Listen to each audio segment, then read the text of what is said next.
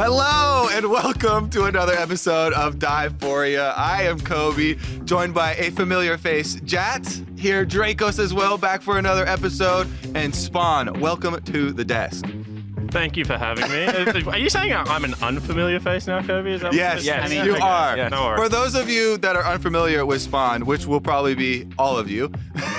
He's been on our international shows for like 5 years.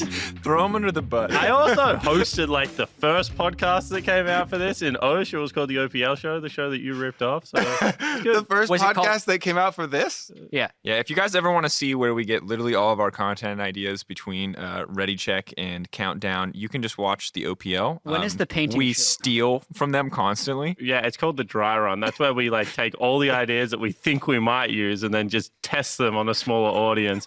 We did 2 paintings. We have done a Gragas and a Nico, and both were very unsuccessful. I saw the Gragas. I enjoyed it. They're both hideous, like, to be honest. The host, Nick, is a terrible painter. We should stop doing it.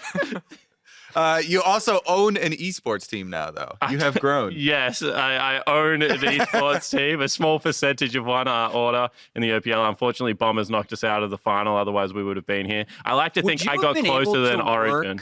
MSI if your team was in MSI? I assume so. I work the OPL and my team is in the OPL. So until someone changes the rule there, I got both jobs. I assume I just wouldn't have been on Orders games. Oh, yeah, that makes sense. Too much bias.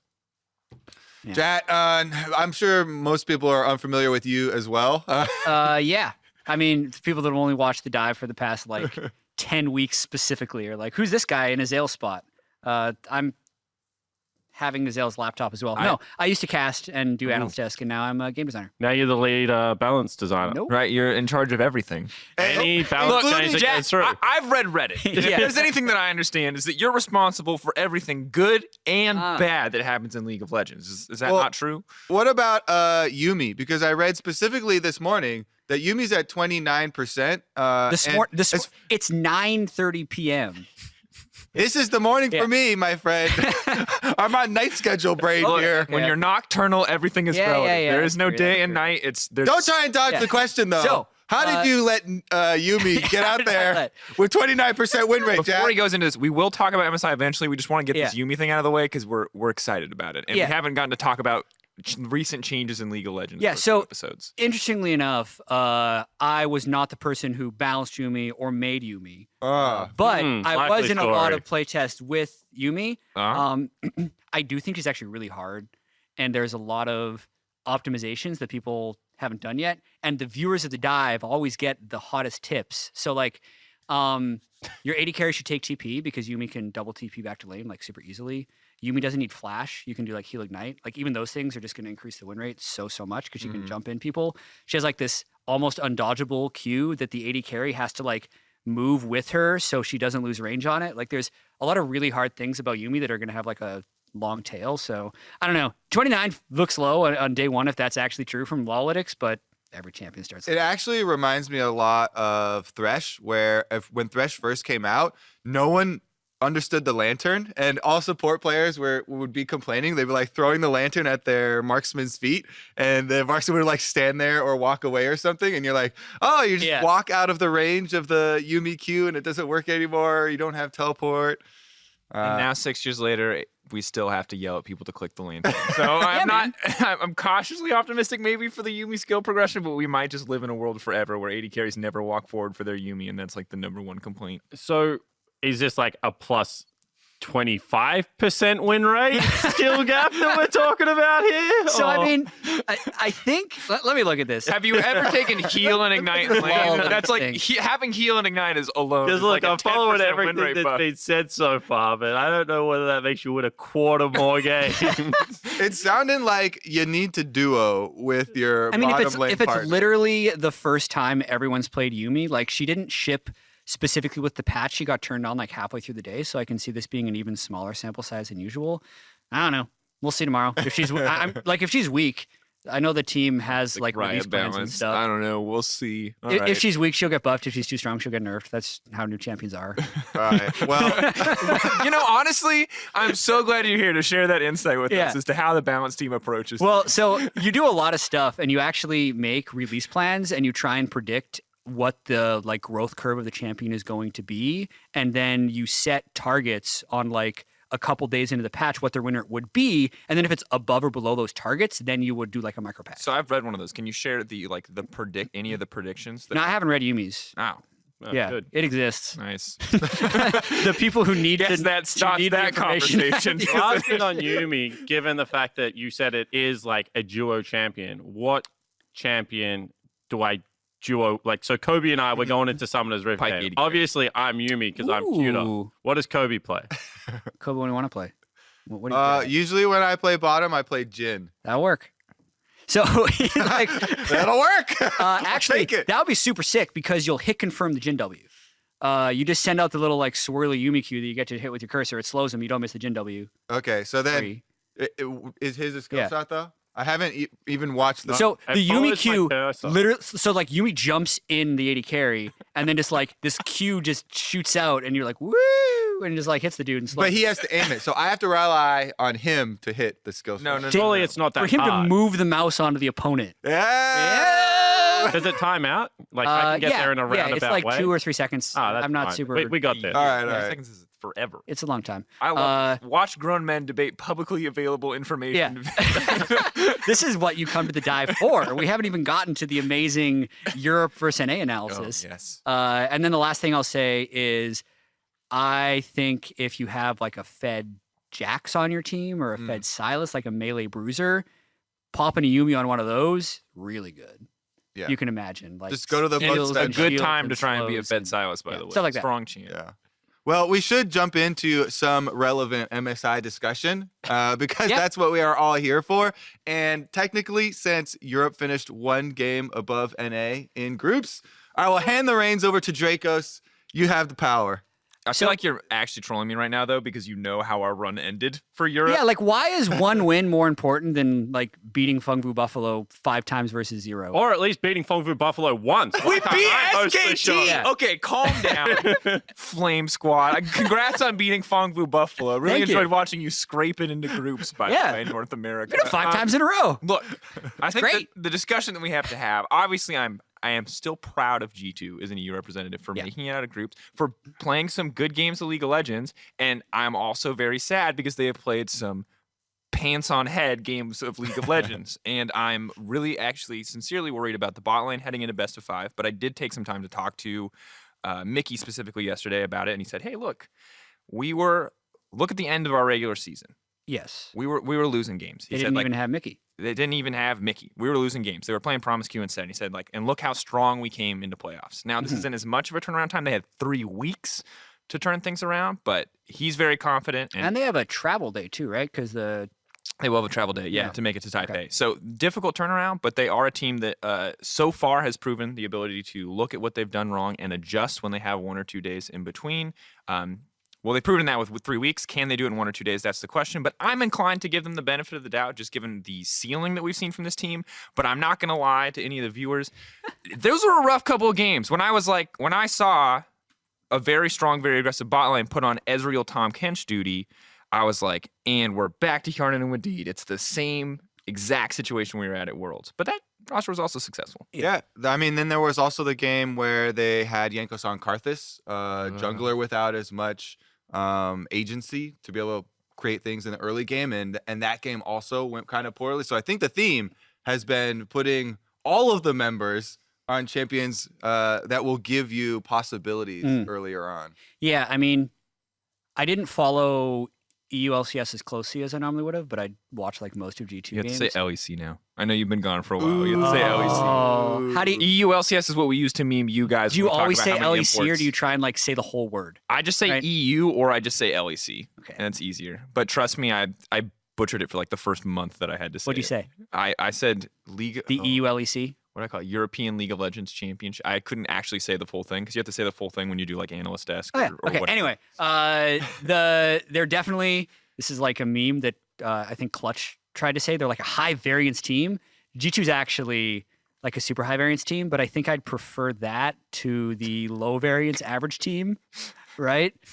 Which If your low variance average is losing, then that's not good, right? That's what Liquid looks like. I mean, low variance for Liquid was doing nothing in the early game, and that was like nice low variance there. Yeah. So like that's to me, G2 has an opportunity to string a few good games together, right? They have beaten SKT twice. I wouldn't consider them like a favorite. Yeah, I feel like the phrasing on that doesn't give them enough. I think G2 are a legitimately good team. I think they play a very volatile style. It's high risk, high reward, so it makes it feel less consistent. But I think that this is a very even matchup in my mind, despite the last two games with SKT ramping up and G2 maybe falling off a bit. I actually think it's pretty well balanced, assuming G2 come in at the form we saw in their better games. And I don't think it's fair to say it's like, ooh, can they string together a couple wins? While in the past that was probably true, I think here this team actually stands a really good shot. And I think that G2's current like draft baseline is also very good. They utilize the current meta flex picks very well. They do have an aggressive jungler, and then they do have the craziness that they put on top of it. So it's like they're starting already at a great place in draft that they can attack you in multiple areas.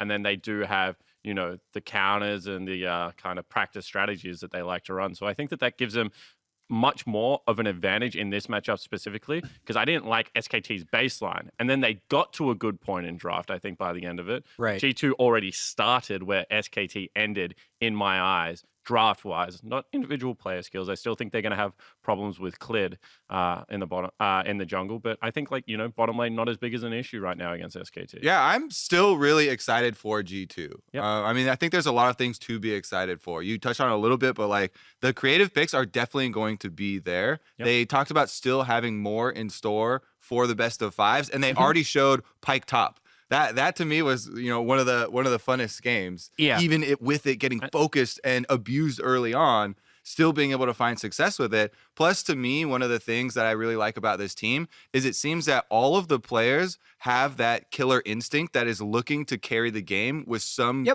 know, game-winning play. If all of your teammates are always looking for the game-winning plays and they're very willing to roam around the map, that's what makes these early and mid games so interesting to me, because there's so much mobility where, they're rotating people from bottom up to top or mid lane to cover over so someone else can go roam and try and create that play. Those are the things where you're always looking for opportunities. Yeah, I mean, I hope my initial thing of like calling them high variance wasn't meant to be a flame or anything, because I think there's an interesting kind of inflection point that's going to happen in this best of five with G2 versus SKT.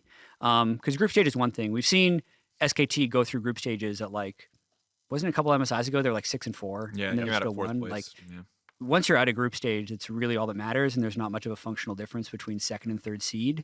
So the fact that Europe in general outperformed Korea at last year's World Championship, right? If they then can beat SKT, G2 beating SKT, clearly the best team in the LEC, and even though Griffin was a competitor for most of the split in the LCK, they fell off. SKT, clearly the best team in Europe, right? SKT now... Definitely the best team in Europe. Super agree. SKT... Spoiler. It's all good. clearly ramping up throughout the group stage too, trolling with Sonateric and losing in 16 minutes, into smashing a 9-0 IG in the final game, right? Both teams coming in at high strength.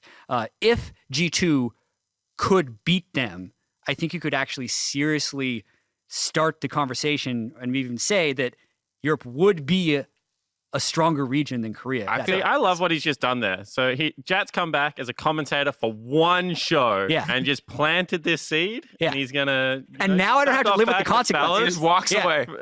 He's done. If G2 beats SKT, I'm just saying, maybe they're better than Korea. I'm going to clip this quote out, and anytime I want to make this point, I'll also say Jatt said it too, just so the flame is like spread. Also, Jatt said EU was garbage. So imagine how that Korea must be. Yeah.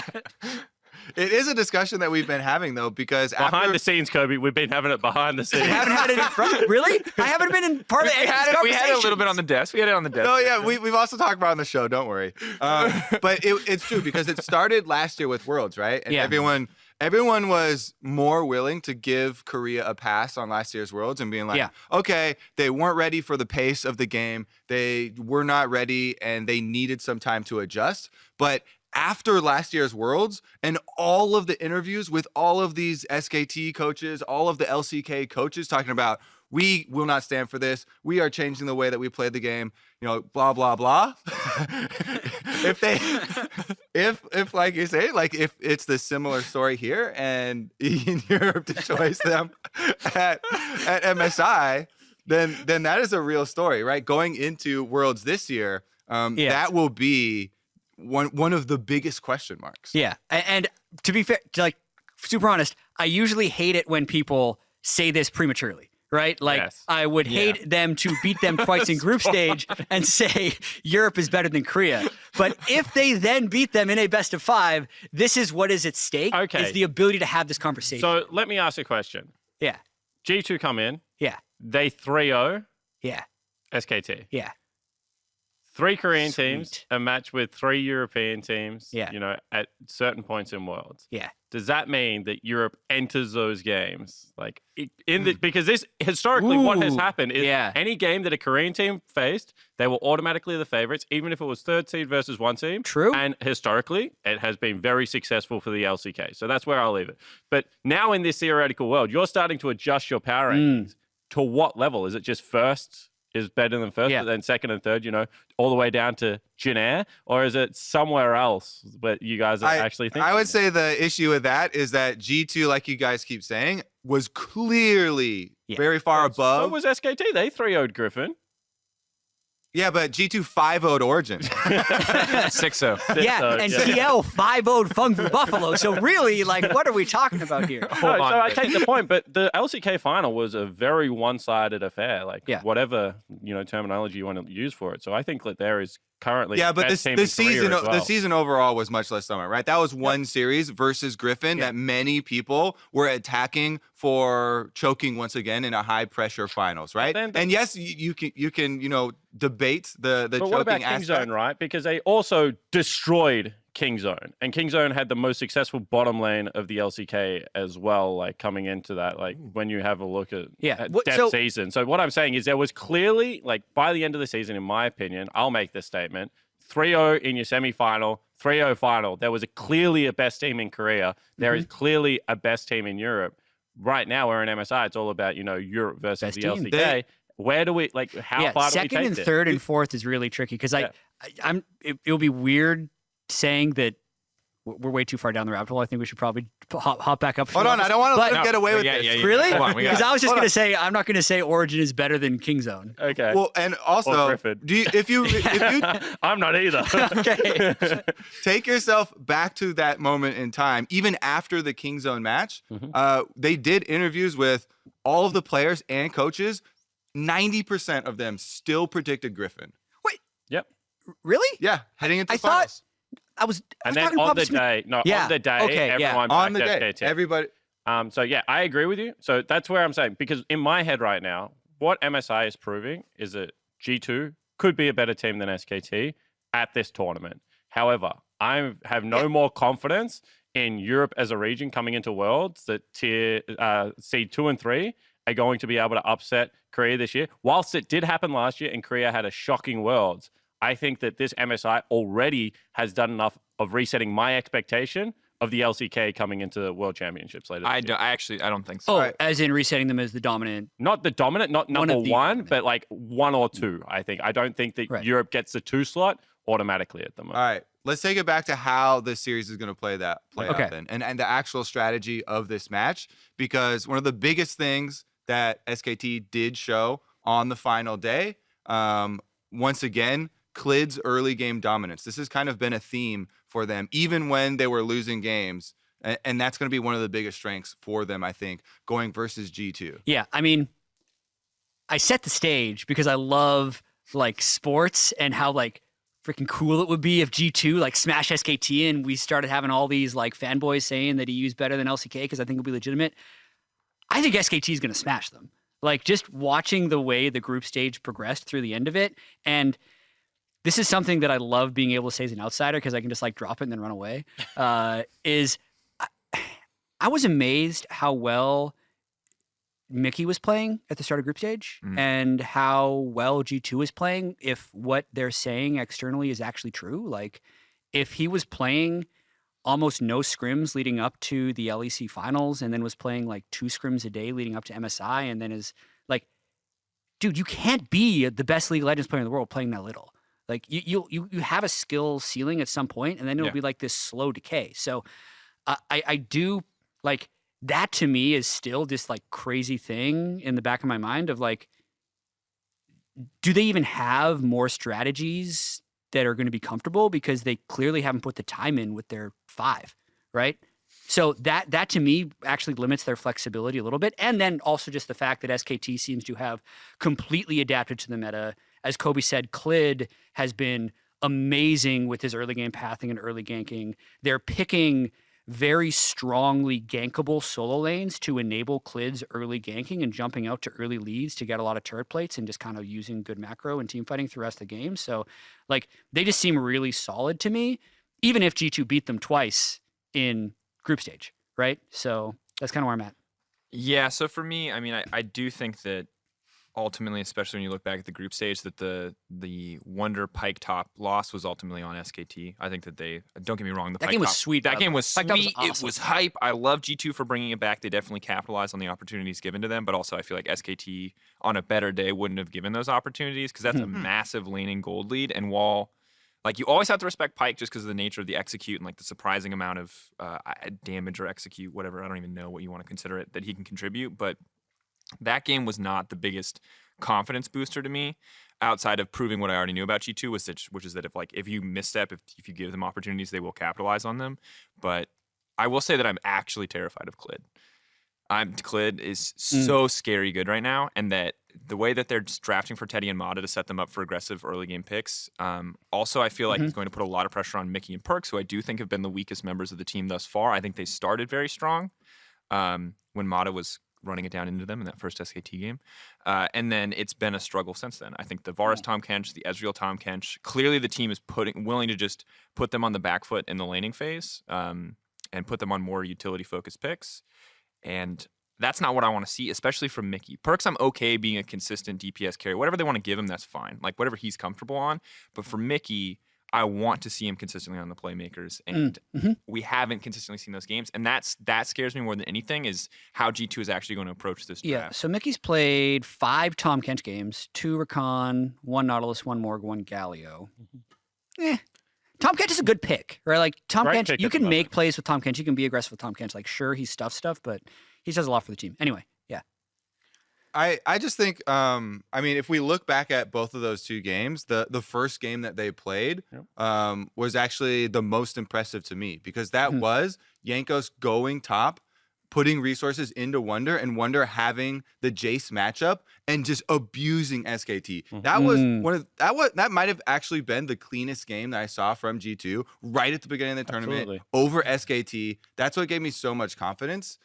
Because Wonder absolutely dominated, and it wasn't just that, they have a Jace matchup and the jungler went there to gank, but then they were able to move Wonder down to the rest of the map. They quickly pick up the other 2 outer turrets, and then they close out the game extremely cleanly.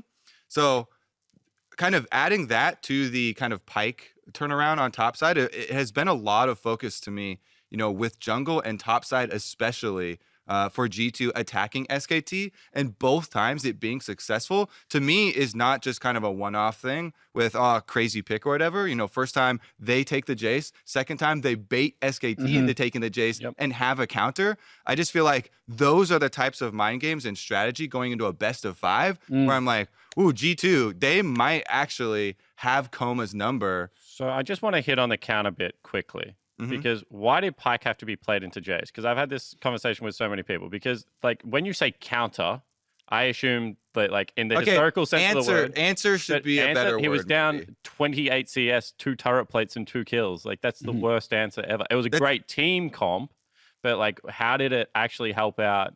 So to me, counter doesn't have to be a lane counter to, win your lane. Okay. So the theory behind it, of course, you're well aware now, like the passive for Pyke, you can take more of the harassment, similar to like, a tank matchup into Jace, but he actually gets abused less than a tank does and has more mobility and more threat to set up for a jungle gank, right? So the idea is you're trying to attack the Jace to play it off of the Jace's tendencies of pushing up to the turret, trying to get turret plates, and then you kill them, right? That's kind of what we heard about the Pyke in scrims. Absolutely, because like I kind of agree with Drakos, and I made the same mistake on cast that I think SKT made in game, which was 2 kills was enough. Let's go bottom lane, let's secure Dragon. And now I think so in my head, I completely agree with how you've just broken down the matchup, but I'm like, at that point in game, would Pyke Jarvan, which was a matchup, still have beaten at least Jace if Clid had have continued to match Khan's side of the map and continued to path top. And after the first game was successful, I don't think there's any stage of the game where they win that 2v2, which is why I was so worried about it. And then Pyke's mobility and everything was fantastic, but SKT did such a great job against things like Talia and things in their final of actually just closing the map down that has similar. So I think SKT definitely made a crucial error, and you got to applaud G2 for sticking to the game plan and really driving that win home. It impressed the heck out of me, but I'm just wondering whether, how many more of these, I'm kind of with Jatt, how many more of these things do you have to have prepared to beat this team in a best of 5? Yeah, so you're basically saying that this Pyke versus Jace thing is something that works once. Yeah, right. Potentially, and right? then they'll understand to stay in the 2v2. And then I'm kind of wondering, why did you play it into Jace, and why didn't you play it into another split pusher potentially that was a melee matchup? Why does it work versus Jace but doesn't work versus Aurelia or Silas? Both of them big pushing top laners, kind of thing. I think that it's because Jace, there's very little good matchups that you could take into Jace. So it's just one of the answers that they have come up with, right? Yep. It's not like a great 1-for-1 counter or anything. And I do like your point about SK Telecom reacting initially so well to it. They saw this pick in the top side, and they're like, okay, we're diving you instantly. Jace Elise, we're still going to go forward with the Jace Elise that everyone knows, push in the tower, dive them immediately, and it is successful. Then there was just the other part about Pyke where he shares money when he gets gold. They chased down 3 kills, and that was actually a 2,000 gold turn with Pyke landing multiple ult resets and splitting the money between teammates. Yeah. It was 4 kills or something. And that instantly, then everyone's like, oh, yeah, never mind. I'm back on board. It was great. It's also but I do like your point, though. SKT had it on the ropes. Even in a gold deficit, too, with Pyke, the nature of a support champion, right, is that he just has so much innately in his kit. And while Pyke definitely benefits immensely from lethality, just the base is on his ult, the sheer amount of CC in his kit is even when this champion gets put behind, it feels like he contributes so much just because of how slippery he is, how impossible to kill he is in a team fight. He will never die if he doesn't burn E, and he still has the potential to absolutely destroy a team fight with ult. There's a reason that it's not a normal solo lane pick, right? Yeah. Completely. Its cooldowns are awful. Yeah. You should lose every trade. I think it actually should be a normal solo lane pick. Again? Ooh. I think it's strong. Okay. Yeah. So my point was, and I like the point about the initial game that G2 played because that was the standard victory, and I really like that. But then I thought to myself when I was preparing for this matchup, in the last 4 games that we've seen SKT play, who in the tournament is a better early game team? If IG, an awake IG, with good drafts and stuff. But that's kind of all I can think of, right? Because I think SKT was smashing early game. But G2 on a day, I think, could do it as well. So, yeah. I think G2 can match. I think that for them, it's a lot about playing around topside and mitigating some of the weaknesses. Because with Faker's level, so much of how I have historically viewed the game, and I think how SKT continue to view the game, is if you have any mid laner that is freed up by 1 or 2 jungle gangs and can exert the amount of pressure that Faker had in that IG game on Rise, the game becomes very hard to play towards side lanes. It's nearly impossible to attack Wonder's lane if Faker has free reign over caps in the mid lane. And I was just watching Faker continue to Clid's was obvious because it was flashy. It was in your face. It was nonstop action. Faker's to me was more of a grind. It was more of I'm just going to beat everyone down and slowly get back to there. And that's my worry for this best of 5 is I think that G2 can take games. I think they're a superstar team and they're electric at every point of the game. But Caps versus Faker, 5 games in a row with Faker putting him to the grind on the control mages, on things like the Rise, and then he pulled out the Aurelia just as food for thought as well. I think that they are going to suffer around the mid lane. I haven't really seen Jankos and Caps like do what I want to see them do against someone like an IG with Rookie or like someone with a Faker. And I just think that in more than 60% of the games, Faker's going to get control of that mid lane area, and then good luck attacking the side lanes, because if you get counter ganked, then you're really in trouble when that happens. I'm trying to remember what happened in the group stage games. Well, I know in game number 1, Faker was on his ear. He built a 20 CS lead, and Caps just kept leaving the lane, which was a great strategy for Caps. And that's what I hope I see G2 do, because I think the worst thing you can fall into right now against mid lane of SKT is let's just lane into him.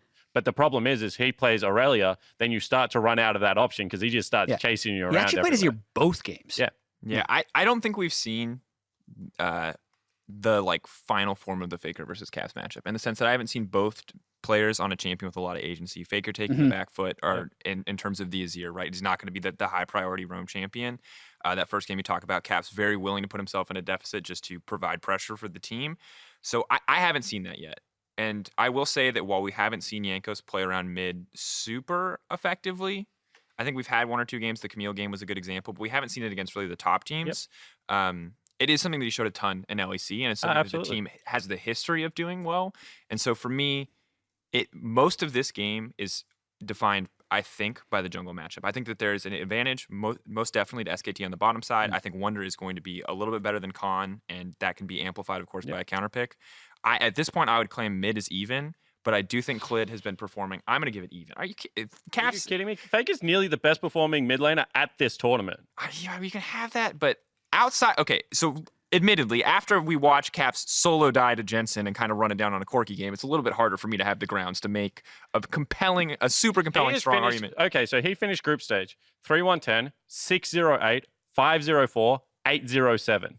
This Faker? This is Faker. Yeah, Faker has... He died once in the last 4 games. 7.1 KDA, which is highest.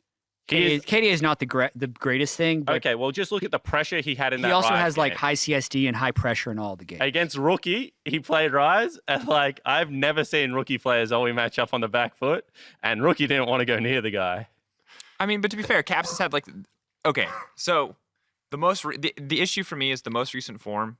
Faker absolutely has the edge, but we've seen peak Caps in a couple games in this tournament too. I don't think we've seen peak Faker at this tournament. You don't think we've seen peak Faker? That Rise game that was that Rise game against that's got to be peak. Yeah, all right, maybe the Rise game, but I think Rookie doesn't lose on Zoe. If he plays that Rise game 3 games, Spellbinder Deathcap Rise with almost 900 AP at the end of the game. Actually two-shotting people. That's pretty peak. Oh god, watching good rep players. That's peak. Honestly, though, I really have.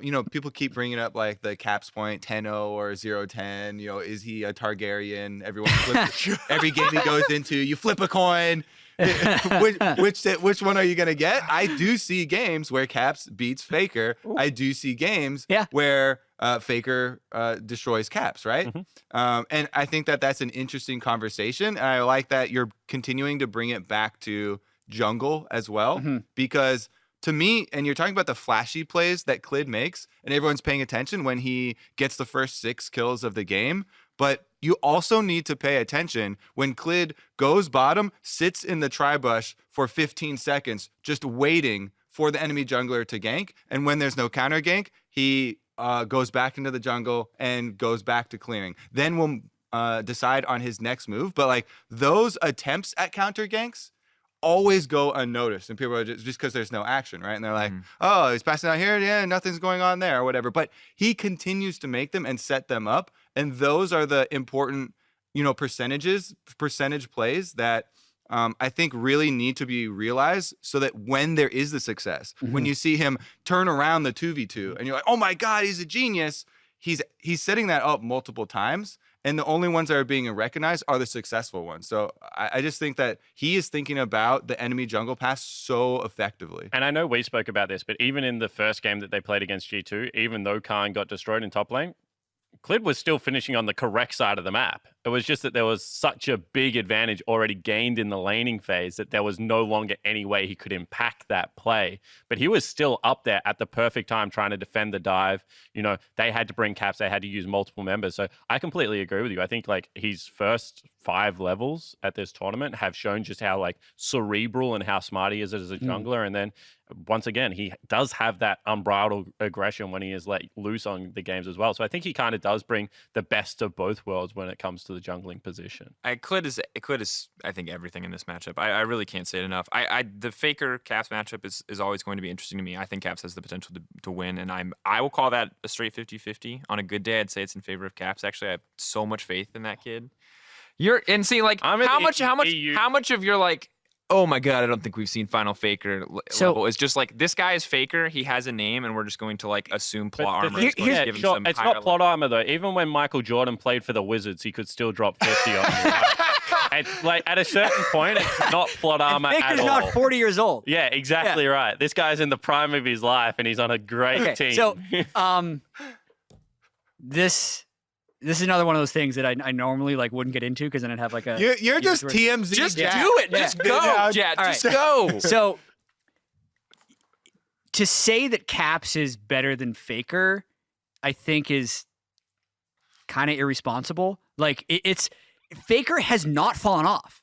Like he is still probably the best mid laner in the world, and Caps is actually like a European generational talent. Like I do think he's probably, if he consistently performs at this level for another number of years, the best mid laner ever in Europe, right? You could make the argument that he already is, but like 3 world championships, however many domestic titles. Yeah. I'm not trying to say that like he has the pedigree. Like I respect Faker's pedigree most certainly. Yeah. I'm talking about current level. I'm not trying to discredit the achievements of Faker. I'm not even trying to say that like overall. I'm just talking about pure 1v1 mid lane right now, right? Like that is the lens that I was looking at it through. Yeah. Where I think Caps can outmatch Faker. And he can. I agree.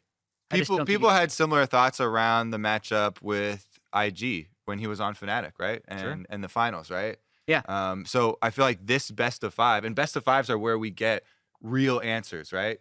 Because best of 1s, you can always chalk it up to something. You know, the jungle display, But in a best of 5, you know, we get so much more information. I think that's why so many people are looking forward to this one with these high expectations. And I'm absolutely willing to be wrong if Caps gets 100% blasted here. I think consistency is still an issue, and I think consistency for Faker is fantastic. But I don't think Faker had like the best season in the LCK, right? I thought Faker was pretty good. I think that season was the story. Faker's season wasn't great in the LCK. Yeah. That I'll agree with. Yeah, like Galio Lissandra most games. That season was the story of Teddy, right? And while Faker has been ramping up, I'm not willing to give him the benefit of the doubt, even if he is absolutely the Michael Jordan of League of Legends. I'm not trying to take that away from him. Once again, in the mid lane, though, I do think Caps can beat him. Is it hard for me to say that after watching him get solo killed by Jensen? Once again, yes, very difficult. But I think I'm going to give him the credit that he's going to be back at peak Caps, and I'll assume peak Faker from what we've seen so far. I hope to see it. I hope we get both players at peak, because then it's going to make it even more sweet when Faker destroys him. I want to see the hopeful skill matchups as good as a late game as there can be. I hope we don't see it this series, right? Because I don't want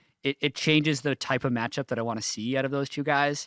I think top lane is also literally everything is important. This is because I feel like in the last year, the meta has consistently gone a little bit more towards the individual outplay, and it's become a lot more possible to win a skill check in lane and make it matter. So I think sometimes in the past where you'd say, oh, this matchup could key off of anyone, you were being like overly hyperbolic, but in a place where a good 2v2 kill turns into 3 turret plates and then like an extra 1,000 gold and then dragon control, like literally any lane that outperforms in the 2v2 could be the story. So the fact that in the 10 games we saw from group stage, we saw instances of every single individual lane on both teams having that type of moment, which pulled the game ahead, makes me just want to pay so much attention to the early game, because I think these teams are both capable. I think in the meta right now, early game is pretty much everything, right? That's why everyone's focusing on junglers. Yeah. That's why we have to keep talking about junglers. And what I will say about G2 that they have done better than maybe any team at this tournament is when they get one of those plays in any of their 3 lanes,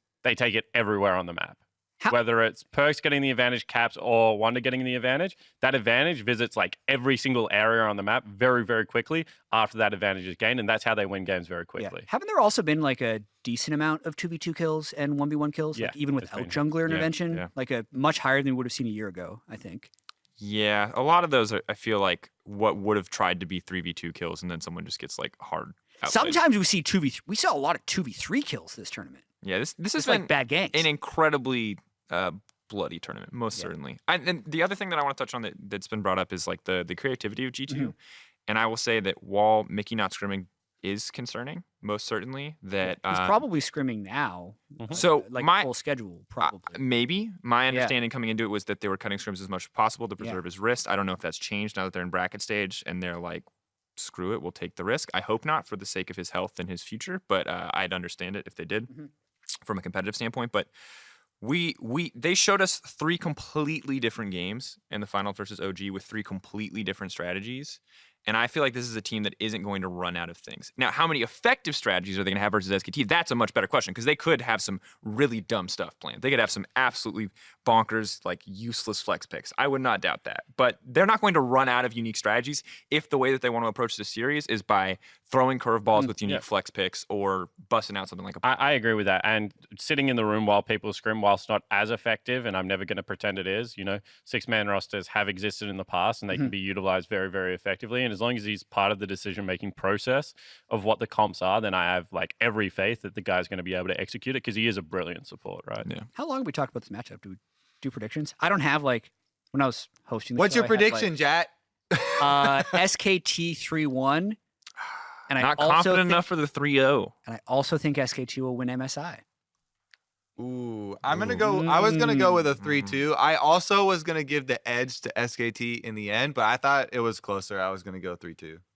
I'll give G2 3-2. I think that if they hadn't dropped those last few games, and if Mickey and Perks had looked better, I'd be more confident. I would have said 3-0, 3-1. Actually, I really have a lot of confidence in this team, but I'm worried about their bot lane in a way that I don't think like 2 days off is gonna fix everything. The other thing to me was there were a couple of drafts where you're just like, wait a second, why? And if you're talking about the Vayne top, they're clearly running it down, and like that's not going to happen in a best of 5. Where Wonder is literally first timing Vayne top. No, you guys are like, Vayne top can work.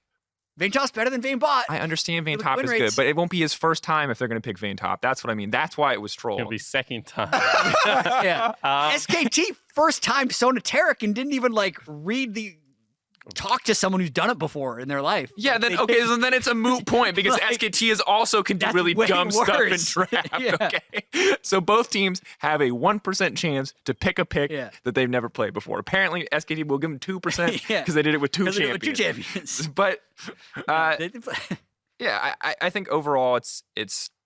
I want to believe that they can ramp up, but I think that it would be disingenuous to give them that benefit of the doubt in such a small period of time when they had 3 weeks last time they needed to ramp up going into playoffs. I still believe that they can do it, absolutely, but I do think Clit is stronger right now, and I think that is going to be a hugely defining factor in this series. Making me want to switch back to G2 with your talking up SKT now. I wanted you to be excited. Oh, I am excited. I'm legitimately I want to see them win, and ultimately, I don't think G2 can beat IG right now, because I think stylistically they match up in too many ways, and they have right now individually better players. But they can beat SKT. I 100% believe that they can beat SKT. I'm going to steal Spawn's prediction because I just want to randomly say something since we talked up Clid so much. I think Jankos is criminally underrated. I don't think I hear people talking about him sometimes he chokes, sometimes he tilts. I think he is one of the best European junglers, especially internationally. I think he's one of the best European junglers of all time. There's no doubt in my mind there. Make that a stronger segment. Yeah. The best. Who would be better? Who's better? So Trick won 2 MVPs randomly. That was a weird time. I don't think right now is a good time to bring up Trick, though. Yeah. I'm just saying he won 2 MVPs. No. So something's going on Trick there. domestically was an absolute monster. Anyway, Jankos is actually just really, really good. Jankos is really good. Okay, I don't know. I just heard a mixed opinion. I'm just going to show you off again. I'm sorry. I got to say this. The Karthus game doesn't count. I'm going to say for the record. That game was bad for so many reasons, and it was just early game mistakes compounded on the fact that it was a Karthus jungle. Please do not take that into account when you look at Jankos as a jungler. That was a team failing, not like a Karthus jungle is useless, although it did highlight some of the weaknesses, or Jankos is a bad player. That said, I think Clit has the edge. Is it Jankos sucks, he's going to choke? No. It's just I think Clit is performing better right now. Yeah, it definitely wasn't the Karthus' fault that bottom lane died at 2 minutes and then mid lane got instantly ganked. Are you sure? Because I've been in a lot of games where that is Karthus' fault. Like, I understand the game. I forgot what we're talking about. It's your time. It's your turn. It's your turn to predict. SKTG2. Sorry, Spawn. So before this tournament, I had IGG2 final. Was my prediction. I can see that. I am going to do the quickest backpedal of all time. I think that SKT beat G2. I think they beat them handily. I don't know if G2 get a game. Boom. He said, I don't know, though. So, but he didn't predict the 3-0. All right, I predict. Can we kick him off? You can. You're sitting right next to him. I wouldn't do that. No, so the thing is, and like taking so many things into account, I think that this will be a swingy series. SKT will either get control in game number 1 and they just won't let it up, or G2 will, I think, play standard and play well and do what they did the first time against SKT, and then SKT will really struggle. I think that the 5 games is like actually the most controversial thing because that infers a back and forward kind of bout, when what we've seen from both of these teams is that they streaky, they go on runs. When they have momentum behind them, they don't let it up very much. So I think that if G2 do win, they're going to win in like 3-0, or they're going to drop a random game 3 somewhere, and then they're going to win 3-1 as well. I think that whoever gets ahead in this series is probably going to stay ahead from the way I'm looking at it. Yeah, it's a series you must watch. Or don't, and just check Reddit afterwards. Yeah. No! What? We're enjoying the broadcast. Watch the show. Sweet. Spawn is not been updated. Next matchup is also going to be interesting, considering that Team Liquid just had an impressive performance versus G2 in the last game of groups. I was pleasantly surprised. When they had to pull it out, Smithy woke up, and that was the biggest takeaway of that last day and the last game to me. Because the whole tournament, I was like, what has happened? What is happening to Smithy? And even Jensen, and I started to lose faith. I was just like, the losses look so depressing that I after the first loss in the day, I was just like, I don't even know where to believe anymore. The 2 people that I am happiest for after this result, Doublelift, is first off, Doublelift, obviously wonderful. Congrats to Doublelift. No, it's Kobe. Okay. I've watched Kobe be on nocturnal schedule, be sleep deprived, and so incredibly sad for like the first 4 days of the tournament. Miserable, like another year, another disappointment. Because if there's anyone who like I feel like embodies NA fandom, not in that it's ever carries over in a way that's unprofessional, but like you truly take it to heart when NA does well, when they do poorly, you wear that on your sleeve. And so watching the difference between they're smashing G2 Kobe and like, oh God, we're losing again Kobe is just like the craziest thing in the world. Cause like the second you saw Smithy get a gank off, you're like, yes! Do you know what's awesome? We can feel like NA did it. They just went 4-6 again. They always go 4-6 in groups. Wait, what do you mean? Have you not noticed this? What do you mean did it though? Yeah. They made it to groups. That's like a big thing for Doublelift, right? Like they went 4-6 this year. You know what they went last year? 4-6. Yeah. They lost a tiebreaker. The year before, TSM, 4-6, lost a tiebreaker. Flash Wolves got worse. Hell yeah. Let's go. I feel like you're fearless now that you're on the balance team and have to face no repercussions from the North American fans. Balance team faces so many repercussions. The only thing I had to worry about on like caster is whether or not I said Bjergsen was good or bad at like the right or wrong time. Right? You had to be very if you careful hit the Reddit about cycle, that. you're like, you all right, say stock in Bjergsen is very high right now. I should definitely come in with a compliment. Now you like take like 1 second cooldown off the wrong ability and his win rate goes up like 4%. So you got to be really careful on the with great power, Jatt. So this is why I'm just like, this is like house money. This is nothing. Anyway, on a serious note, I am happy for Team Liquid. I do think it's cool that they made it into group stage, into bracket stage. And I think they're extremely reliant on the early game this tournament, which kind of bundles off of Kobe's Smithy point. Their early games have gone so badly in the games they've lost, like just insanely badly for how consistent they were supposed to be in the regular season. I think it was 3 games in a row where we start the game, not 3 minutes into it, you see either Jensen or bottom lane just get solo or 2v2 killed. Yeah. And then the camera pans and you see another one and I'm just like, I'm out. Or there's like a gank and they just blow both summoners and still die. and then they come back to lane and die again. That happened in one of the Doublelift games, I think. Oh my goodness, that was one of those when I wake up in the morning and I watch the VOD and I just, if you don't know, you can press L to skip 10 seconds forward on YouTube as opposed to the right arrow, which goes only 5 seconds. 5 seconds, you're skipping 10 seconds. That's a 10-second game. See if anything turned around. That feels appropriate. Just taking the L. The other thing I'll say is that the worst moment for me was like when we were like, we want to see more from Team Liquid in the early game. I feel like right after we said it in the cast room, I watched Smithy contest a Scuttle Crab at level 2 as Hecarim and die, and I was like, But the thing was, and like this is where when you start really breaking down those plays, it gets even like it gets a little bit sadder because like Smithy contested the Scuttle Crab and then ran into the Galio, the only member on the map that had CC available, as opposed to just running back towards mid lane where there was no CC available. Look, Spawn. Like, there was so many things that like it was painful to watch some of those games, even as a non. Horses go fast, gargoyles go slow. Vis-a-vis could have outran it, he thought. He nearly got Gargoyles go slow. Yeah, that's like I've never heard that before. That's the type of thinking you need to get to. He needed to take his blinkers off, but it was just blinders. It was bleachers, blinkers. That's what you put on horses, so they don't get spooked in battle. For those of you unaware, we have really stupid debates in the cast room all the time, and there was a long debate about where makes the up words, blinders / blinkers from horses came from and what they were actually called. Yeah, but I think that TL for a team that's I'm kind of like with Jatt on this is like they started 2-0, and then they ended 2-8. I mean, strength of schedule, they started with Bong Vu and Flash Wolves, by the way. 4-6. No, I understand. Like, as in, like, but, sorry, 2-6. So, 2-6, like, the last 8 games they played. Right. So, and by the end of it, I was kind of confused what this team's strengths was because they started playing more heavily around Jensen, I think, like in a lot of the games that I was seeing, and there wasn't as much attention given to Doublelift and Core JJ as I was maybe initially expecting. I thought that they actually upped the pace of the game fairly significantly. Their best game was when Smithy just went berserk on the Jarvan. So I don't have a great grasp on what now a winning game for Team Liquid looks like. I felt like I knew what it was coming into MSI because I'd seen them do it so many times domestically. Yeah. But now in this tournament, I don't know whether it is like throw caution to the wind, give him Lee Sin, give him Jarvan, and let him pop off. Because I was expecting much more Sejuani games coming out of Smithy, you know, paired up with something maybe like a Gangplank and heavy focus on bottom lane dives at level 6 or something like that.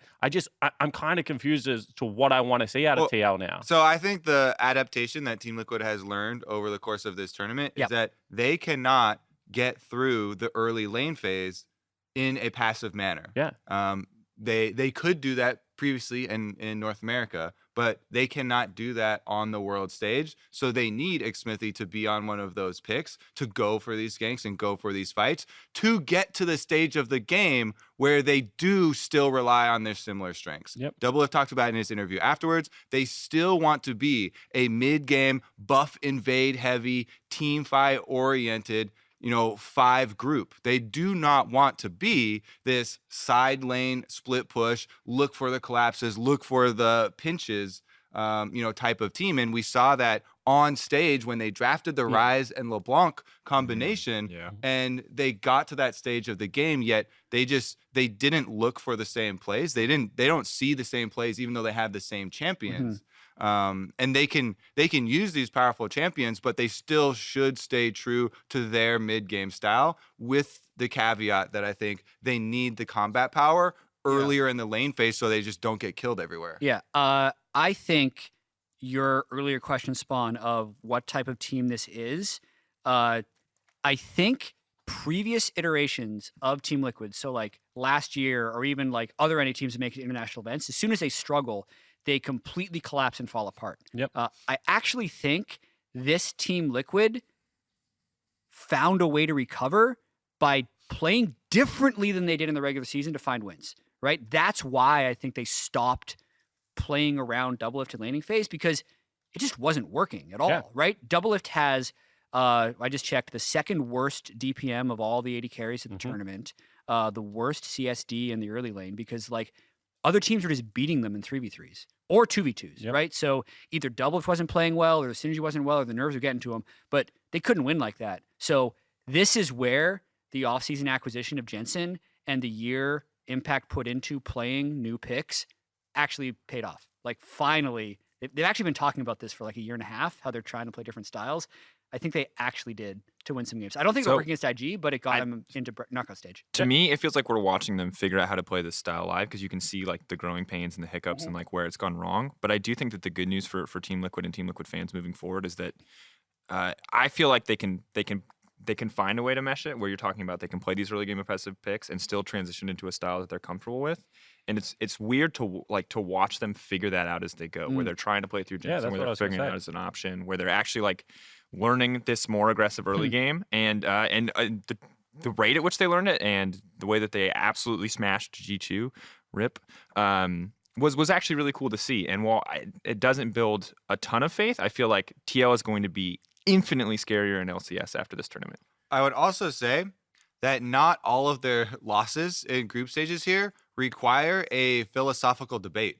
They straight up made mistakes. Yep. They lost team fights where we were usually like, they are so good at team fighting. And then you're like, wait, why is Doublelift inside the enemy team's Galio taunt right now? Like, they straight up made mistakes in areas where they succeeded in the past. So, you know, some of them are, you know, ideology changes, but some of them are also, they literally played poorly on stage. Yeah, I completely agree with that. I mean, I think, once again, I think it was a Flash Wolves game that I'm going to highlight, but they went for one of those team fights, and I was like, well, I don't think they should be team fighting, but if they are team fighting, they should at least be there first because they are the team fighting team. And then they were second to the team fight and they were team fighting with their 1-3-1 comp. So I completely agree with what you're saying, Kobe. Sometimes like they are going for plays that would work if they were just a little bit cleaner on the play. But it just is an interesting conversation to me because, you know, I'm kind of aligned that Jensen and Smithy have to play incredibly well for this team to do any damage right now. Whereas like I would have in the past been like, maybe they attack, you know, Baolan and JackeyLove, who are prone to also making mistakes, and they run something like Illusion Braum or something along those lines. But we just haven't seen it as much. And you know what? Team Liquid, win streak, 1 game. Invictus Gaming. Wait, how do you define a win streak? 1 game? Yeah, your past history They're of 1 coming game. off of a win, whereas IG are coming off of a soul-crushing, demoralizing loss, which is clearly going to make it hard for them to focus on the They're game. They're ruined. Maybe it's just me, but I feel like you can define a streak in a similar way to define a line. You at least need 2 points to be able to have a streak. But if you I'm draw... gonna agree with Kobe on this one. His logic has been really impressive. If you draw a dot on a piece of paper and you zoom in far enough, does it not? Could you not define 2 points on that dot? No, it's a dot. Fuck it. I don't know what shape Kobe. it is. Damn it. All right, I was trying to be really pedantic and I failed. All right. He's going with quantum mechanics lines. If you zoom in far enough. Look, you're an engineer and it gives you an unfair advantage. That's all I'll say in theoretical, really terrible line discussions. Okay. Yeah. I mean, no one's going to predict TL. No, I mean, IG? Yeah. Like, but we can at least talk about let's not the bad man. the possibilities of the series. Right? So this is nice because this lets me give my one really fantastic piece of praise for an individual on Team Liquid. And to the surprise of no one, I think this is pretty common opinion at this point, is that Impact has been really good. I still don't think Impact is the guy who's ever going to carry a game for Team Liquid. But given that he was expected to be like Rift Rivals versus Wonder levels of bad, where he's down 50 CS, no matter what side of the matchup he plays, he's going to get absolutely and totally blasted. The fact that he has gone even, the fact that in some cases he has built advantages and then even transitioned those individual advantages into other parts of the map is fantastic. Can he play Ryze in a side lane? Absolutely not. No idea what he's doing. But that's not his fault. That's his team's fault. Well, I mean, the team doesn't know. Maybe he doesn't know. I don't know. Anyway, the Ryze side lane didn't work for him. But the Aatrox top game was good. And the Kennen games have been pretty decent as well. The Nico also gave me confidence that he can pick up new picks and adapt in this tournament. Not sure how long he'd been practicing that one, but I do think that Impact versus the Shy, while I originally would have just assumed that Impact would like single-handedly just be so far behind coming into this tournament, it's really not the case. I think the Shy isn't quite as menacing as we expected, and I also think Impact is doing significantly better than we expected. For sure. I think the Shy has not looked as scary, you know, as we've seen in the LPL.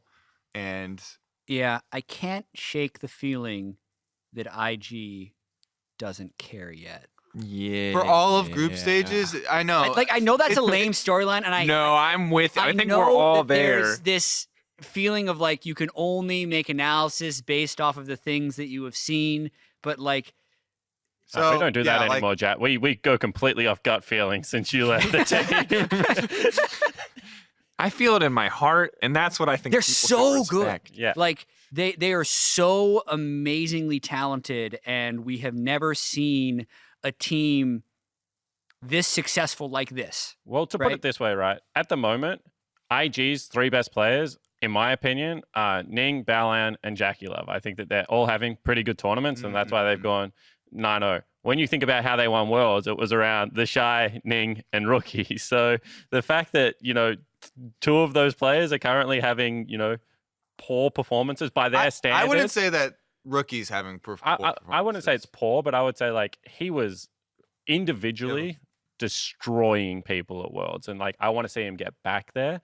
So that's what I'm kind of holding out on as well. I can't help but think that this is a team that is currently playing with their food a little bit and is going to ramp up. And with 9-1. Like that's the crazy thing. It also goes, to further that story when their jungler is picking Ivern and... Hey, man, Ivern's... you respect the Ivern, man. Did you see the Baron stop where he just daisied him all Hit the daisy! God! that play tilts me more than any... Just hit the daisy. You're a Cassio. It's available. Just smite the daisy. One of them. Smite the daisy. It's literally like... I'm burning through this Baron so quickly, but man, this Daisy, I can't do any damage to it. It's just too cute. How can you hit it? They lose both their Nexus turrets versus Fengfu Buffalo. They get into like some very interesting situations against the Flash Wolves as well. This was a team that did seem that they wanted to have some happy moments in the group stages, and they did not show the killer instincts that we saw after groups at Worlds, which is, I think, very scary. I would say something that still can be punished for this team is that it feels like they always fall into the sunk cost fallacy. They do not want to let a teammate die ever. Yep. Like I made this joke on broadcast, but it's like they look at each one of their teammates. If one of their teammates is getting attacked, they're like, that is a world champion. Get your hands off that world champion. And they go to try and defend them. Even if there's like 5 people killing Baolan or something, they'll be like, hey, we must save Baolan. And then they, kind of trickle in. It's the poker table. It's like they're like ante up and you have like nothing in your hand at all, and they're just like match. And like those types of plays and those types of games, like when they're strung together, they do kind of add to this feeling where we're like, how serious are they being? The Shy on the Kennen game, everyone's pointing to this Kennen game, right? The 0-7 Kennen where they lost the 2v2 early, and it just felt like the most stubborn reaction ever for the next 20 minutes in that game. Everybody from IG is going up to the top side. They're like, you will not embarrass the Shy. You have dishonored him. And they're like, he goes 0-6, 0-7, and they're like, okay, no one kills him 8 times in a row. He finally gets a kill like that. And then they won. And then they won the game. And after all of this, then they always end it with a win, right? And they still have the second best early game in the tournament. No, they have the best early game in the tournament, I think. They're like plus 2,000 gold or something. I think also, like, Ning has made so many jokes. I love Ning's personality. And in their interview, he's the one who started this whole happy game, narrative for IG and all that. And he also had the story about, we discussed on the team that we could win even if there was a dog at my spot in the keyboard.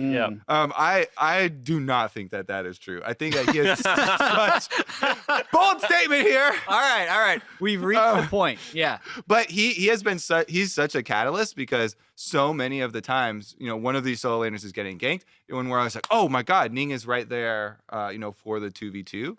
I'm very interested to see how that matchup actually plays out if we see Xmithy from the last game of groups and he's trying to make those proactive plays, because if he's not, Ning definitely will, because this was the other or thing he'll pick Kane or Ivern and do nothing potentially, maybe for the 4th game or third game or something. But what I was going to say is, like, I also think that Smithy has had moments in this tournament where he's looked very good. Now, the obvious one to point towards is going to be the Jarvan game. But when we were crying out for someone to do something in the early game for this team, the game where he was ganking bottom lane, it was an overreach and, they got turned around kill. But if you pull out of that game, that's a shot calling problem.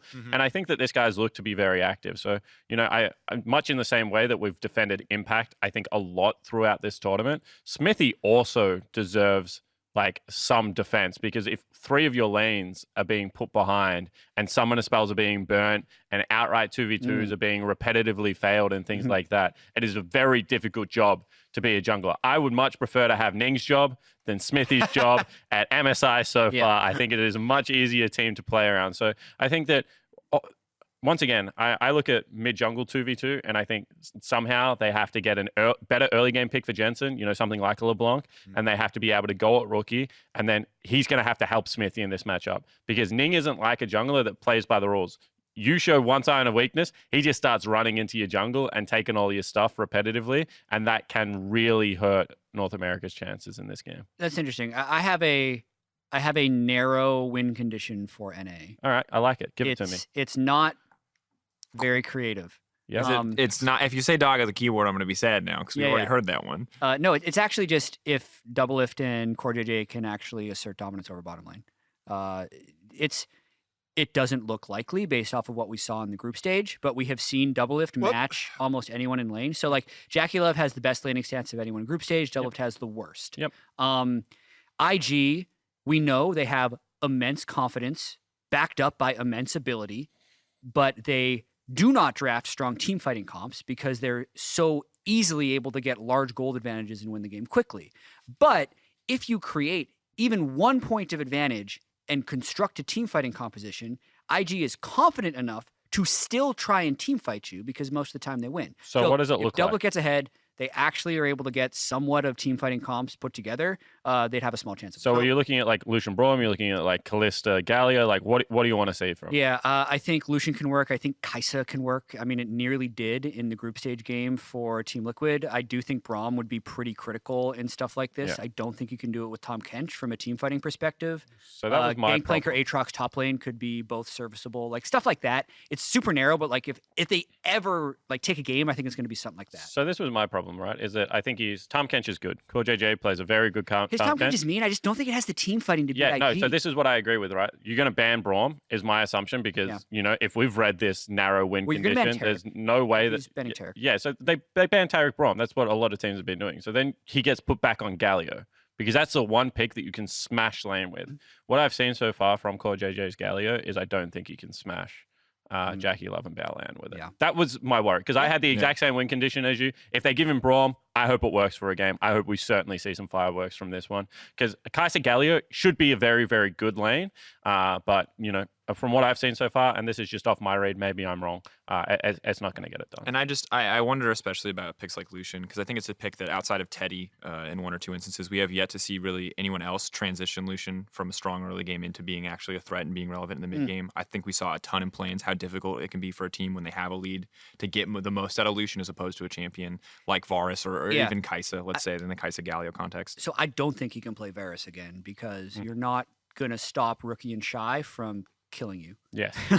That's just... You need a dash. You need a dash, in my opinion. My focus was still actually on the mid lane, and I still want to see the same improvements that I asked for before the G2 game in this series as well. I want Xsmithy and Jensen to fight Ning and Rookie and keep them away from the other lanes. So this is where I landed as well. Exactly where I landed. I do think that Impact alone with the Shy, unless the Shy gets a really strong counter pick, I think that Impact can be just fine. Impact has been very, very solid at this tournament, and his best strength has always been farming it out. Him picking the Vladimir, I thought was exceptional. The Vladimir was not put behind early at all. He came in later with a huge presence in the team fights.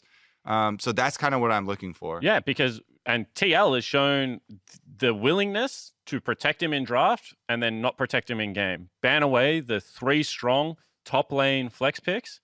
give him the best available blind when they can in the draft, a lot of the time in second rotation now, so even further protection being lended to Impact, and then just leave him on his island. That like I actually think that the adaptations they've made so far this tournament have been very, very good. Like credit to whoever's behind the scenes on the Team Liquid lineup, like putting all this together, because I've landed in the exact same spot. I actually think they go Tahm Kench, potentially Kai'Sa, Tahm Kench Varus, and then they just look to attack through the mid 2v2. And I hope that they coin flip a couple of games because that would be fun. Yeah, I think I struggled to know what to do with Smithy, but I think Impact has been consistently like a good point of their draft. I do wonder if IG are willing to attack that and take some of that away, depending on how they feel. I wonder if they're actually scared of a lot of the flex picks that they would normally have to be banning out in other matchups, depending on what side selection is. Yeah, probably not. Like, because I think you get to ban Kennen, and I think you can give Impact GP. I know it's a good, comfortable pick, but also I think the Shy can just play something else into it, and we've seen Impact still have Impact. I hate that. I run into that trap every time. On the GP, but also I think that the Kennen for him has been a lane where he gets to actually go even as opposed to just falling behind and having this kind of scaling out, which is usually the case with Well, his he's GP. got a lot, right? He's got Nico at the moment. His Nico looked good versus IG last time. True. His Kennen looked good. His Gangplank is good. And his Vladimir looked good. So I think like he's got more than enough flexible. picks. Yep. Yeah, I mean, just think about the last time they played IG. Even with them, everyone that was one of those games where the camera's mid, he dies. The camera's bottom, they die. The camera's like that was one of the games where at the very beginning you're like, throw it out, I'm done here. But they still held on, and they did get to that mid game where they try and bring it together. Impact comes in with the big Nico ultimate, and all of a sudden they've got a chance in this game, right? So I think those are more of what we're looking for. I do think that everybody's predicting Invictus Gaming to win this series, though. Yep. Okay. Yeah. There's always a chance. I would say, does anyone think TL is going to get a game? I do. 3-1. I think they're gonna get a game. You feel bold though. You feel like that felt half-hearted. Are you like 3-1 TL will get a game, or you're like I think TL He can? did make a weird face when he said that. It's a podcast, Kobe. What are you doing? Look at my face. It's called the Dive Podcast. So how do they get their game, Kobe? Is it through mid 2v2? Yeah, I think that they attack somewhere on the map successfully, and then Invictus Gaming, true to form, all pile in to try and defend kind of a lost cause. That balloons into enough gold that they finish the game with a stronger team fighting 5-on-5 setup. Given that goal that Invictus Gaming kind of trailed in trying to save people in a lost scenario. And I think that is a victory for Team Liquid. Yeah, absolutely. I can see that happening as well. I think that one thing that sucks you in, right, is that it's only one defeat for Invictus Gaming scoreline right now, and everything else looks green when you have a look at their screen. But I think that people are, I guess, giving them the benefit of the doubt that they can ramp up, because there is a world that this is the best that Invictus Gaming has to offer if you want to give them the true test. And they've had some very, very shaky mid-game performances where they've had to ward off Nexuses or Barons or team fights or whatever. And I think that, I'm still giving them benefit of the doubt. Don't get me wrong. Don't take this out of context. I think they're going to ramp up. But, if they do not, then they have a shot. Yeah, I would be ecstatic if Team Liquid take one game off of Invictus Gaming. Is that a win at MSI? That 3-0 finals. Oh, sorry. I'm not trying to interrupt here, but this is just a good follow-up point because we talked about this so much over the course of the tournament. Is that a win for NA? For you guys, yes, NA Rapid? I just said it. Yeah. I would be ecstatic if we take one game. Because they 3-0'd the World Finals. They've dominated here, dropping only a single game in all of groups. Invictus Gaming is the team in the world to beat. You take a game off, success. Because what I wanted, the whole reason I came on the dive was I wanted to know what NA par for course is at this tournament. Because a lot of public sentiment right now is still very negative. I don't see why it's so negative. We got our first seed bet just by making it to knockout stage. I think Team Liquid kind of repaired what happened last year, where North America lost our first seed at Worlds. Yep. Because of the performance last year. But we've regained that. We were one game behind Europe, making it to the knockout stage. If we now, in the hardest best of setup here, actually take a game off of Invictus Gaming, I think that's above expectations. I would be ecstatic. I think the disappointment would have been to not make this point. To me, this is performing as expected, because if it was Flash Wolves with Sword Art and Maple, then I would have been like, sweet, like, great job. But because I was a NA defender in past years, like, hey, don't call them terrible. They literally a tiebreaker away from being exactly the same position that these teams were. Like I remember an MSI in 2017 where 3 teams were 4-6, right? And then it was like an auto seed that put Europe in the top 4 because we had strange tiebreaker things where actually they were rewarded for having a weaker strength of victory. Like it's like the reverse. It's imagine that they beat Fengbu Buffalo, like the team beat the wildcard team twice or Fengbu Buffalo twice, and that's somehow Europe didn't make those rules. Just saying. Anyway, they did the same thing to me. Like they actually performed at expectation. It's just that expectation happened to get them a knockout match. And I would say, so the reason why I was so depressed for the group stage up until, the last day was the way in which they lost to the teams above them. Yep. If Team Liquid had not ended groups with that win over G2, where we showed complete turnarounds in multiple areas, Xmithie and Jensen, taking over the game, then I would still be, have this kind of empty feeling. If we had lost that game and then won because of Flash Wolves losing to Fengbu or something like that, or then we had to play the tiebreaker and scrape in, you'd be like, okay, we did it-ish. But, because they were able to take games off of the other teams above them, I was like, you know what? Yep. You also looked very good doing it. And in the end, going 1-1 with Europe, it's not that drastic, right? Yeah, I agree. And I think the thing that I saw, the sentiment that kind of held that back for a while was that, hey, we got Jensen, we got Core JJ, we got upgrades. Why are we doing the same? But it's also like, look at the representative of G2 compared to the representative of Fnatic last year.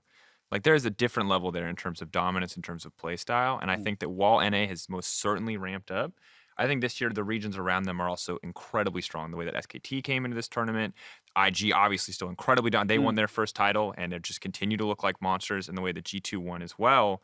I think that it's okay to come in and hit the same thing just to make that difference of making it to knockouts, as long as they put on a decent performance here and we don't see the shadow of Liquid that was there in group stage where they just it's hard versus IG because they can definitely make you look real bad. But if I see a Heck Room game, I'm going to be sad. That's the reality. If I see a willingness to go toe to toe in the early game, even if they ultimately lose the skirmishes where they in theory have advantages, like that to me is better than just hard. I want to say the Trundle again before I say the Heck Room again. That's the reality of that one. We saw it once and it just disappeared. I just don't want to see the first 5 minutes again where multiple lanes are getting solo killed and flashing away as there's an auto attack in the air and dying and burning flash. I don't want to see that anymore. Can I close this out on Team Liquid? Sure. To answer your earlier question and kind of double up on what Kobe said. In previous years, when the game arrived that they must win this to advance is when they choked the hardest. So even if they were still 4-6, the fact that they knew if they win this, they're in. If they lose this, they have to win a tiebreaker against Flash Wolves, which we've kind of seen that story play out in our heads. Like, oh my God, they're going to lose. They're going to get smashed. They're going to be tilted. They're going to lose to Flash Wolves. It's going to be awful. They're going to go 3-8. Like you're thinking all those things. And then to put their best performance of the entire group stage in that moment is actually real growth for NA. So I think it's a win. Yeah. All right. You got some Twitter questions lined up for us, buddy? Yeah. For context, I asked for who do you think is underrated? Who in the top 4 do you think is underrated? I was looking for players, but I think people SKT. might have said teams. All right. Well, it's not for you. It's for the group. And which champ do you want? Didn't Jatt, 3 of us Nerf, just and pick SKT to win the best of 5? Yeah, that's why I'm saying they were coming into the discussion. People underrated. All right. I have to scroll now as I've read the question. That was the whole question? Yeah. Well, I wanted people to tell. Well, what so at the other end? the paths for the team over the course of this tournament, because G2 came in and defeated SKT in a super convincing manner right at the beginning of group stages, that just flipped everybody's, there were a lot of people that were G2, our second best team. Anyone who wasn't there was instantly there after the first game versus SKT. So then that kind of set the expectations, I feel like. Oh, I'm not going to rewrite my emotional roller coaster I went through. I was so hyped for G2. They came in. They did exactly what I wanted. I was so hot on the team. And now I'm starting to cool off a little bit, unfortunately. And, I think, some of the wrongs are being righted there. But maybe I underrated them, or maybe SKT is now getting better and showing growth. But I was certainly hot on G2. I was hot on G2. So hold on, was the question unsurprisingly. coming into the tournament? No. Coming into the top 4, who do you feel was overrated? I was looking for players. I should have been more specific because a lot of people are like, how can you call any of them underrated? They're top 4 in the tournament. And I was well, eh. So anyway, we have one question that we got from Coco the Sniffling Dragon, at Coco the Dragon. With implications on supports like Mickey X, Baolan, and even Pow's performance in groups, Core JJ feels underrated. Why?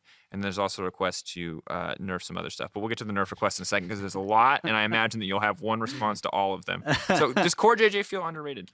Well, we've been hyping him up a lot, and then I actually feel like he performed worse. Yeah. So I felt kind of like Overrated? So I will say the one defensive support in what is a very aggressive support pool, and given the way that the games have gone from North America and the inability to control the early game and the stages of the game that we've been talking about, it makes you look much worse than what you probably are. Is like, if I gave him the benefit of the doubt, that would be how I would justify it. But then I would also say that if you are and this is how I came into TL, this is the one team that could win through their bottom lane in the entirety of the top 4, and they have shown the inability to be able to do so. That's when I have problems with Core JJ's performance. So I've been on the outside looking in to NALCS all split, as you may know. I didn't know that. So Core really JJ was like a very close to unanimous MVP. Yes. By players, coaches. I know. That was weird to me.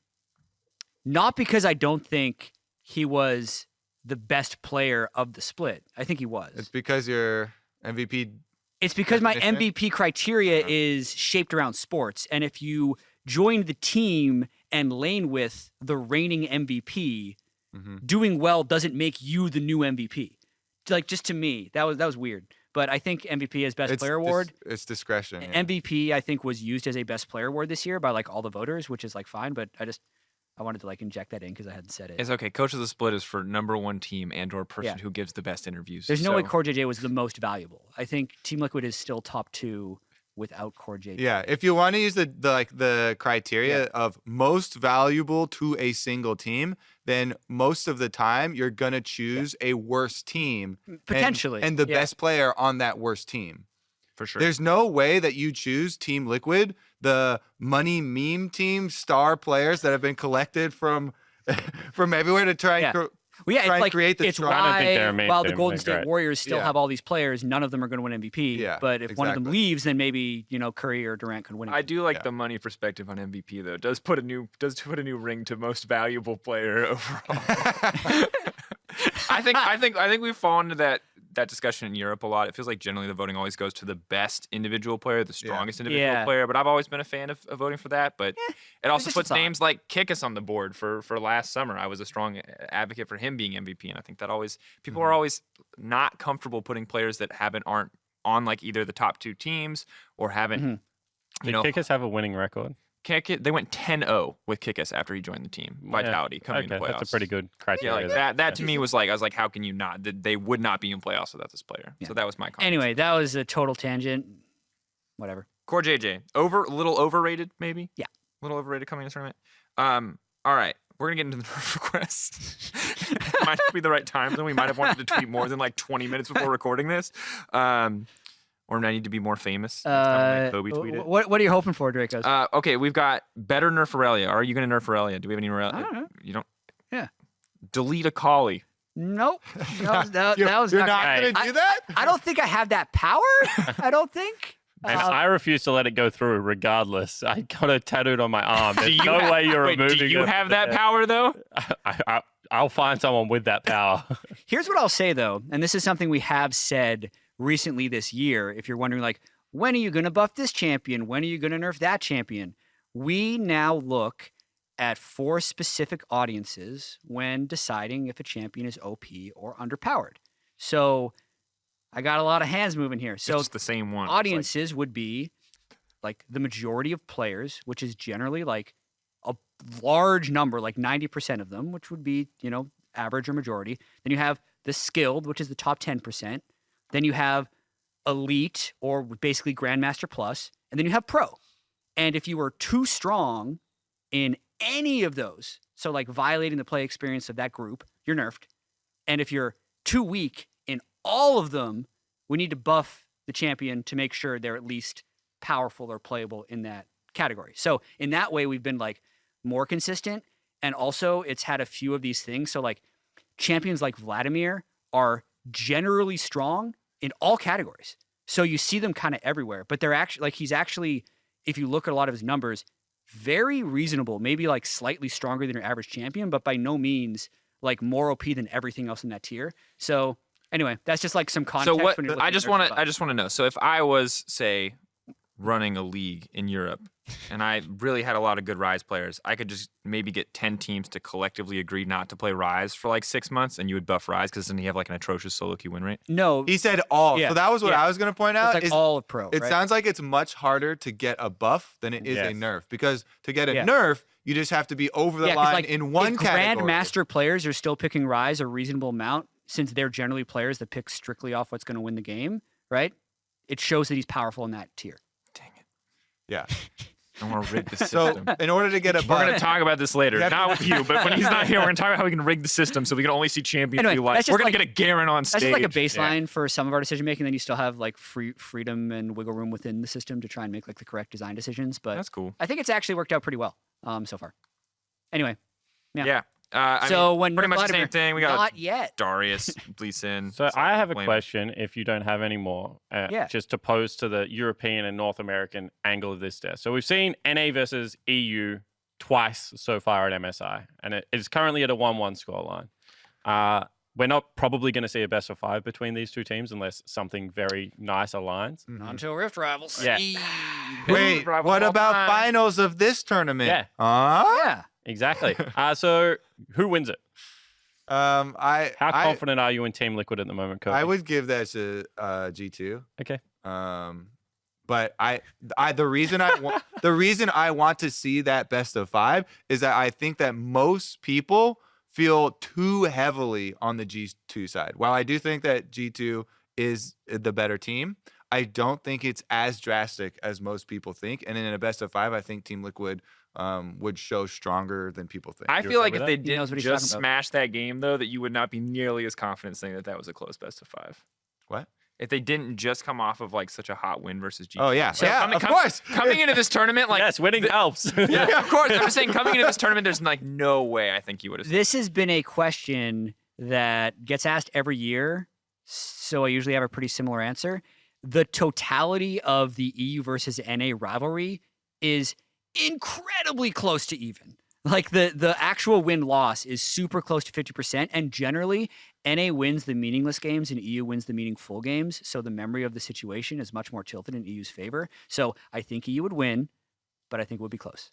Yeah, I mean, I think something like systemic would have had to shift largely for this to change in like a super meaningful way. Maybe that's G2 assembling this roster in this era that, catapults them over the top. But for the past half decade, it's been very close. Because we came into this tournament, and what a lot of people wouldn't have seen was how hot Vetti's Twitter personality is very closely aligned with to what he is in Vetti's real life. normal. He just likes to personality. pull out plausible deniability on he, occasion. he comes into story meetings pretty hot at times, and he was very hot on the G2 lineup. But I heard the sentiment from a lot of North American, and it's funny that you say before the tournament. I actually heard the sentiment from a lot of the North American team that this TL lineup wasn't, like, to use the meme, wasn't that bad. Like, was actually a good lineup that they had set to this tournament, and that they were like proud and had expectations of them. Like, I know Azael, for example, not to throwing under the bus, and yourself. So it still interests me that whether anything has really changed after this tournament and whether expectations are shifting, because I feel like we've had the most predictable MSI to a degree. Oh, absolutely. Like, when you don't look at the order of things, but you look at the end destination that we've come to, like, it has been a very predictable tournament in my eyes so far. It's exactly the rankings that I predicted coming into the tournament. Yeah. Kobe's really smart. Kobe. In case And you didn't as know. you said, It's coming into the engineering. tournament, I did say the exact same thing about Team Liquid. Yeah. That, yes, G2, I would favor them in the best of 5, but I think it would be closer than everyone thinks it is. So for me, I think that right now, in the full best of 5, best of 1, I think it's been proven that it can go either way. So I think G2 has a significant edge personally. Like I think G2 is head and shoulders above. When it comes to Rift Rivals, however, that is way closer because I think that Cloud9 and TSM, I think the thing that makes the reason why I favor NA to a certain degree is that your top 3 is actually super close in my opinion, whereas G2 is like head and shoulders above the rest. And while that makes it great for tournaments like MSI where we send a single rep, any tournament like Worlds where we're sending 3 reps, that's where I start to get a little bit more concerned. I just kind of want to make some potentially hyperbolic statements about G2 and TL. Sure. I think there is a chance that both of these teams are the best teams the region has ever sent to an international event. I would absolutely agree 100%, with that statement. no doubt. 100%. So yeah, we've talked about this before. Okay. So you've missed out, but I've had this conversation a lot. Oh wow, okay, cool. This is so it's not this that is the different. only time in Europe's history that they've built a super team that hasn't blown up on it. So the reason I agree with the EU one. Yeah, but... the reason the EU one exists to me is the fact that the roll swap worked in such a great way, and the fact that they are the first team to really commit a mid lane player into the bot lane role, which gives the team like a new level of flexibility because the game has been changed to a point where that can be good. I actually wish they would flex that muscle way more because that's what makes me excited that G2 could redefine the way you play League of Legends. They haven't done that this tournament. I wish they had. The meta helped them a lot. So I definitely think that most people would agree with the EU side. I think where you might find some pushback is the NA side of people pointing out CLG, MSI, just because of how far they got. I don't want to hear about this CLG roster anymore, Kobe. Okay. Because like go. That Let them hear it. Was like, so they had the meta read. That part of it, I will never take away from them. That is such an critical part of international tournaments and playing League of Legends. Yeah, absolutely But it is. best performing is different than best, I think. So if you're SKT came 4th and then knocked out RNG. If RNG had played CLG in a best of 5, from what we saw in those games that RNG played CLG, I have no doubt that RNG is the better team than CLG at that tournament. CLG came back from like a 13,000 gold double inhibitor. And what we're debating is this team Liquid the best team that we've ever sent? Yeah, I think they Or would they have been able to do what CLG did at that tournament? Or would they have been able to do what C9 did last year? Yeah, so C9 I think I is don't a better think argument. So. Because I think that the individual members, so like this is the problem with like comparing like era to era sports teams / well, League of Legends especially in team. League, because part of my argument for TL is like, look at the experience and pedigree the players have. Yeah. And obviously, they have more because they're in the further future. down. Yeah, Well, it's right? the same in basketball, right? Like, how do you guard Wilt Chamberlain? It's like, well, you don't. You just shoot more threes than him because it didn't exist back then, right? But I think like that is such a. I think that too much is put on the result of the top 2 finish as opposed to the individual skills that came out of the I think a lot of emphasis is put on meta defining.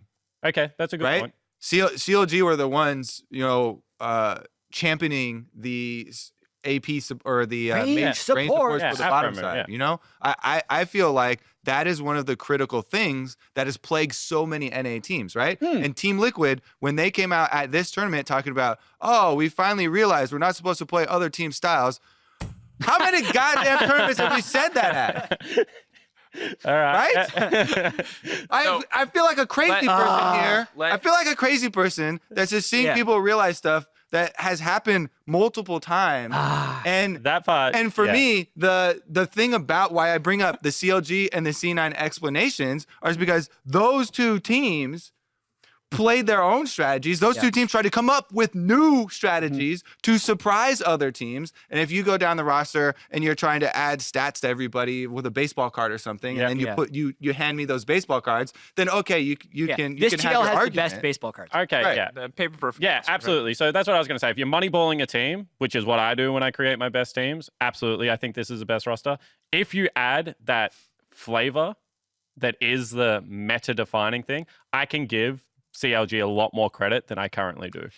But still, to me, I think that then Cloud9 Worlds is more important to me because I think that like Licorice's performance there was fantastic. I think that they played in a miserable group, and I'll give Vitality a little bit of credit for helping them get out. But like that is a situation where I thought it was impossible for them to get out, and they really turned that around. And while the 3-0 that they had was a little bit like my God, wake up. On the Freaks side, it was still really impressive there. So I would say that that's the biggest competition for me is that Cloud9 roster from last year. But individually, if you money, I was Oh, right. So if you're gonna Moneyball, like once again, if you're gonna stats drive like your top team, is the Cloud9 roster better? Huh? Which From a roster Moneyball would you perspective. like to like? Tournament happens in 3 weeks. You can go take that Cloud9 roster or the current TL roster. Which one you sent? TL. Okay.